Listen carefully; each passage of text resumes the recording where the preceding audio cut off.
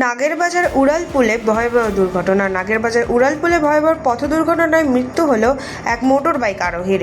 উড়ালপুলের ওপর বেপরোয়া গতিতে আসা একটি গাড়ির সাথে মোটর বাইকের মুখোমুখি ধাক্কা লাগে।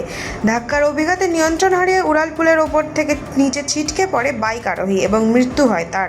ঘটনার খবর পেয়ে দ্রুত ঘটনাস্থলে পৌঁছায় নাগেরবাজার থানার পুলিশ। ইতিমধ্যে দুর্ঘটনাগ্রস্ত গাড়ি এবং চালককে আটক করা হয়েছে।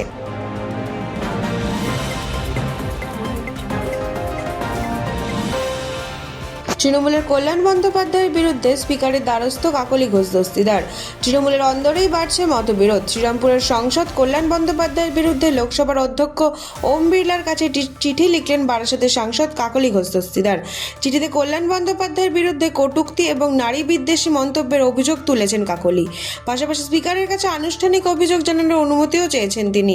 এই ঘটনাকে কেন্দ্র করে রাজনৈতিক মহলে শুরু হয়েছে জোর চর্চা।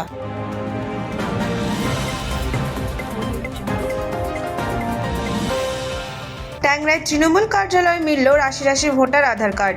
চাঞ্চল্য এলাকায়। কলকাতার ট্যাংরায় তৃণমূল কংগ্রেসের একটি দলীয় কার্যালয় থেকে বিপুল পরিমাণ ভোটার কার্ড, আধার কার্ড ও রেশন কার্ড উদ্ধারের অভিযোগ ঘিরে চাঞ্চল্য ছড়িয়েছে। অভিযোগ তুলেছেন স্থানীয় বিজেপি কর্মীরা। তাদের দাবি, 4ই মের ভোটের ফল প্রকাশের পর থেকে ওই কার্যালয়ে কোনো তৃণমূল কর্মীর দেখা মিলছিল না। গতকাল স্থানীয় বিজেপি কর্মীরা দলীয় কার্যালয়ে ঢুকে তল্লাশি চালান। অভিযোগ, সেখানে আলমারির ভেতর থেকে উদ্ধার হয় বহু ভোটার আধার ও রেশন কার্ড। এরপরই ঘটনাস্থলে খবর দেওয়া হয় পুলিশকে। বিজেপির দাবি, সমস্ত নথি বাজেয়াপ্ত করে নিরপেক্ষ তদন্ত করা হোক।